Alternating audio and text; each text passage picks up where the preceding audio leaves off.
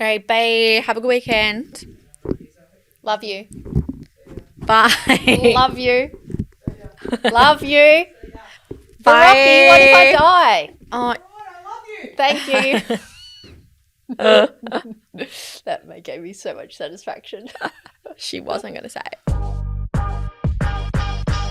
Welcome to Curious Conversations with Tully and Sarah. We sit down and chat with business owners, entrepreneurs, and some of the best conversation starters. This is a podcast about real life lessons and people doing cool shit. Welcome back to another episode of Curious Conversations. Hello, Tully Louise. Down the barrel today. Down the barrel. Down the barrel of that. Yes, it's Friday and I'm so excited it's Friday. I feel like this week's gone so quickly. So quick, which is terrifying because we're already organising. Like I was just locking in something before for November and I'm like, okay, that's kind of getting scary because it means it's nearly summer, but it's also scary because it means the year is like well and truly getting into that silly season. The end of the year where it's like, we're coming out stressful. We're coming out of hibernation. A lot more going on. Busy. You've got to balance things a bit more. Yeah. And balance is your word recently. That's what I wanted to talk about today. We're just going to do this is our alternate catch-up episode. But I hope you guys liked the last week's episode with Yana from Golden Groves. Yes. Very good. I want her on for a health episode. Oh, well, I still want to do a wellness show with her. I think she's so – what's the word? I just think she's so curious, articulate, and engaging. Yeah. Every time I'm so engaged with her conversations, learning, even though she does use some words and I'm like, what the fuck is that? But I love that episode. We had some really great feedback, and next week we have Mia from Moxie. Yes. So Moxie is a tampon brand, a female. I was going to say hygiene, but female personal care. And we period care, I think. Period care. We spoke to her, and I'm just going to give you a little bit of a snippet because I did not realize how long she had been in business, and she phenomenal. And lessons learned. Yeah, so that is part of the business series. But today we're just doing a little catch up, and yeah, how's your week been? What's going on? It's good. Thank you for everyone who guessed about my blood test. No, it wasn't iron and it wasn't vitamin D and it wasn't all those normal ones. Mm-hmm. Which I was 100% sure it was iron. No, we weren't. I was. Nah, we had a little suspicion. I didn't. Well, I did. That's why I delayed it so much. You know me. One of our girlfriends, I spoke to her last night after I finished walking the tan. And she's sent me these 5 questions, and I'm going to read them out. But one of them, the questions is, what's something you keep putting off? And I was like, babe, we know I always put off checking in on my health because I've got that fear around it. Yeah. So no, it wasn't that. And I have to go for more tests, and hence I have to stress less, hence me doing a meditation course. Mm-hmm. How was that? It was good, actually. It was very you described me as woo-woo before. It's fucking woo-woo. I don't think meditation is woo-woo. I think meditation is very beneficial for a lot of people. The conversation that we could vaguely hear through the phone was fucking woo-woo. I was like, oh, my God, I can't. I was talking to one of my friends who I meditated with, and people I'm woo-woo, guys. Just that's it. That's all you have to know. But just another level of meditation sounds a little woo-woo. Yes. Yep. Yeah. Yep. But that's me. Wasn't vitamin D. It's bit more health orientated, and cried to my doctor, and we're going to be on a little journey for a little bit. Yeah. So Sarah's still on the anti-inflam and just stress less. Yep. Which is a journey in itself, but you'll nail it. Like I said to you on the phone, you're doing all the right things. You did the meditation course, you knew how to meditate, you're doing breath work. So it's all the right things. I'm actually so lucky to have you as best friend. Oh, really? Yeah. Why? Because you're just always there. But it's also I'm kind of straight up dry. Sometimes I'm not straight up. No, in situations like that I am, but in other I hate You conflict. held space for me really well. Okay, that's good. Great. That's good. I'm glad. It's always hard to navigate. I don't think we tell our friends when they're being a good friend. And coincidentally, I just remembered this. I was at the Gilson yesterday and there was a table of teachers sitting next to me and I was working, but I'm going to get my phone out because they were saying, and I was like, that's actually a really good point. And I have so many notes on my phone because we just had Ben Crowe on one of our shows as well, and that was a phenomenal episode. What are some of the things your friends do to show you they value you? Okay. And then they went on to what are some things your parents do to show you they value and all that. And then they went back, they were teachers, so then they went back to asking that question about teachers. And I was like, so that's me giving you that verbal feedback is showing you that I verbal you. Like, thank you for holding space for me. I really appreciated it. That's nice. Thank you. I mean, what are we supposed to do? It's always hard to like navigate. I find it hard sometimes to navigate. Probably not with friendships. Like, for example, my partner's uncle is very ill at the moment and I don't do well in I can't hold space. I don't know how to put this in words, but like I don't know how to navigate conversations with someone that is nearing. Because it makes you uncomfortable. Yes, nearing the end of their life. I find it very hard to navigate. So I can understand how sometimes it can feel uncomfortable for people to hold space for people when they're feeling upset or when they're going through something. It can be hard. But I think the most important thing is to just let the person talk, listen, and obviously put in your – not give them advice. I think it's just important to just be like – hear them, listen. Yeah, listen to them and just be like, you know – you're doing amazing. You're doing all these things. Like it's just patience and just, it is hard to navigate a conversation when someone is clearly upset and on a journey. Listening is the most underrated skill I think a human can have. I think so too. Making someone feel seen and heard is one of the best things in life. And I think it's definitely a skill, and I think it's something that I'm going to say with age, for me personally, I think for age and like life experiences, I think you get better at listening. Because there'd be a stage where in my life, not when you're going through something like this. For me personally. Yeah, I get that, but you're a self-reflective person, right?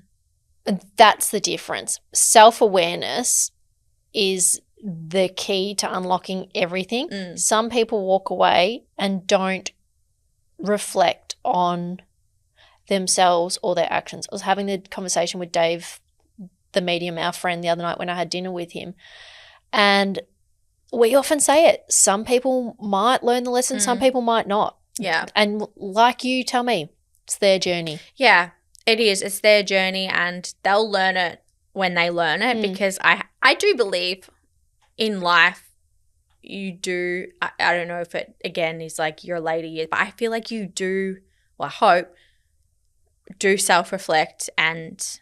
Well, I think the only time that it comes to that, if you haven't throughout your life, is when you're on your deathbed. Yeah. The whole conversation with Crowe and Trent just hitting here was your life will change once you understand your story. Once you understand that you can articulate the things you like, what you value, what you fear, like asking those hard questions of yourselves, perfect opportunity. Back to the questions Lex asked me last night. So once you can own your story,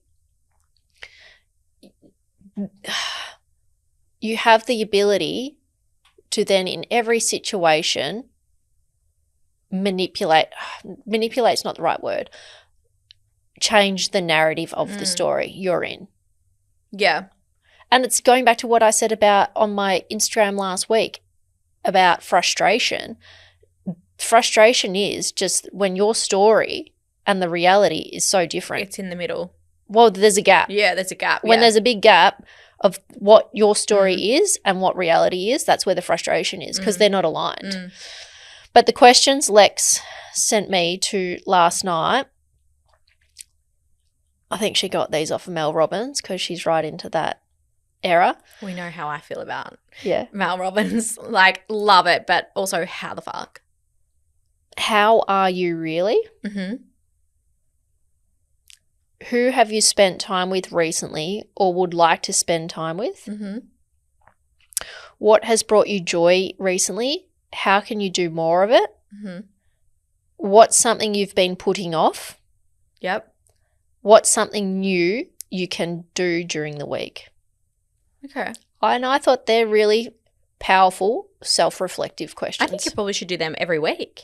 Is that an exercise to do every week? Does Mel Robbins say do it every week? I don't know. Lex just – Oh, you don't know if it's Mel Robbins. We were talking about last night and she said that's something that's changed her life in the last week. And she goes, I'm going to really sit down on the weekend. And knuckle it out. Whoever has made you feel really good recently spending time with them, spend more time with them. It's going back – it's creating that joy list that we always talk about. Mm-hmm. It's just being – energy givers list. Yep. Yeah. Yeah. It's so interesting. Yeah. So that's what I think. Just a bit more self-reflection, own your story, be curious, and that's been Sarah's week in a nutshell. yes, yep. That and you disturbing my peace. Sorry. Anyway, on another my week, what have I done this week? Like I said, I feel like the week's just gone so quick, but I posted something at the start of the week and I often talk about like balance and how I feel like everyone struggles with balance in a certain way, but I also, since having roller, I'm like, I'm not sure I quite believe in the word balance as such as what I thought the meaning was of balance. Like, Do you see balance as two scales like that? And it's like, at one stage, one's going to be heavier, so that goes down. So then it's like. Exactly. And I just don't – okay, so if that's the example, I don't think that balance can always be at the same level. Yeah, no way. So if that's a great way to explain it. I just don't think balance can always – like the word balance is, I just don't think that you can, because always something is going to give, like always. And since having roller, I struggle with balance because it's like – there's a balance that I want to obviously go to a workout, or like I have to work out. Like is it play with her for half an hour without looking at my phone, but then my phone's blasting with work things that I need to answer, but then I feel it's just really, really hard to balance life. And I've been struggling with that the last since I've had her. But I keep seeing all these people like, well, what does balance mean to you? How do you balance your life? And I often get asked, how do you balance everything? And I'm like, I don't. I can't. You literally can't balance. Like, I just don't. There's always something that gives, always. I think taking it one level down from that, understanding that, but then I hope you're not beating yourself up about it. No, I know. And I watched an amazing TikTok, and I'll find it and we can link it. What's her name? Raquel from Who is Elijah. She's obviously building Who is Elijah and all that kind of stuff. And she was actually talking about balance. And this is where I was like, oh my God, so true. And she was like, I can't balance things. Like, I would love to be working all day and then be able to go pick up my kids from school. I can't. Like, there's just things that you have to prioritize in your life when you're building businesses or when you're a working mum and stuff, that you just have to. She's like, I'm doing this and I'm working so hard here so that my kids can have a great life. You can go, I look at my dad. And in knowing that I would hope would dissolve any mum guilt. I still get mum guilt. Like, for example, last week when we had to work, I had to stay at my mum and dad's. Again, balance. I had to balance my life. I had to be like, okay, well, I'm going to go stay in the country so Roller can get looked after during the day on Wednesday, Thursday, but then I'm going to have to drive to Melbourne, drive back. Like, for me, that's like fucking balancing my life, because we've got no one to look after Roller and I have to work and Damien has to work. But I don't beat myself up, because I'm like, we're doing this so she can have a better life. And eventually we can have experiences with her to create memories. One of our values. Yes. So it's like, even for example, like I think of Damien. At the moment he's got football. He has football training Tuesday night, Thursday night. He works till 10:30. On those nights doesn't get home till late. On Saturday he has football all day, and he'll often say to me, he's like, I'm doing this for you guys. Like, yes, he wants to do it. He wants to be a coach and he wants to play. Yes, he does. But he's always like, I'm doing it for you and for Roller. And I'm like, oh yeah, it's so true. So I think you have to sacrifice things, and then that's where that balance, like, something's got to give. It comes back to awareness, right? Yeah. So, no, the reason I had mum guilt is because Rolla felt a little bit sick and then she was grumpy. She had a cough, a cold. I was leaving her with my mum, and then I was like, fuck, I'm such a shit person. I'm such a shit mum. Like, she's Don't you sick. ever say that about my best friend? No, but I'm just like, that's what goes through. That's the conversation that you have in your head. And I'm just like, you know what? She's with my mum. My mum's obsessed with her. She loves her. She's safe. And then I'm like, okay, she's fine. Obviously, if she's like, temperature of 40 and like really, really sick, I wasn't going to come to work. There's that fine line of, yeah, she's okay. Yeah. There's a fine line of like, no, she's way too sick. I have to stay home. Isn't it funny how wild our thoughts are and how it never really stops? Well, it's exactly at the point to what you posted yesterday. 100%. So, shout out to Mel Gibson for telling me this. It's not your first thought. I think you've said this on the podcast before. It's your second thought and your first action. Yeah. And he described that as the difference between murder and manslaughter. Yeah. You've got no control of the first thought of being, oh, I'm a shitty mum. But then the second thought can be like, oh no, I'm doing this for Rolla, for our family. Yeah. It's like catching it. Or else your second thought could be like, yeah, you are a shitty mum. Like you do you don't, you're coming to work and then you're doing this and that, you're missing out. Like you could spiral into 10 negative thoughts of why you're a shitty mum. Or you can catch it, but to catch it, you need to have that self-awareness of the story you're telling yourself. Yeah, absolutely. And this is where it comes back to everything. Know yourself. Yeah. Know yourself. Know how this works. 100%, because it's always lying to you. Yeah. It's always lying to you. If you can, and Crowe sat there and said it, he's like, if you can write your story, like what you believe about yourself, he's like, you own that. So then when that first thought pops up, you're like, oh no. Revert back to, I am a great human. I am worthy. Like, but believe it. Yeah. And we refer to that voice in your head as someone. So mine's like Barbara. Mine's Sally. So you can just tell Barbara and Sally to fuck off. Yeah. I don't want a piece of you. Go away. They try and keep you safe in familiar. I can never say this word. Can you help me? No, I can't even say it. Familiar. Whatever. We know. Familiarity. Yeah. Familiarity. It's just too hard to say quickly. Yes. The comfort zone. It wants you to be comfortable. It keeps you like in that, oh no, like we think we're a bad person. Like you've never questioned this before or something. It's like it wants you to stay in the comfort zone. And what is that saying that we love? It's like the moment that you step out of the comfort zone. No. Over the other side of fear. The other side of fear is freedom.